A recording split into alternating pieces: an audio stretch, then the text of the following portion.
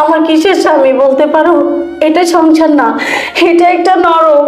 আমি এই নরক থেকে মুক্তি চাই, তাই আমি বাধ্য হয়ে তোমাকে নিয়ে আসি। কারণ তুমি তো ছেলে মানুষ না।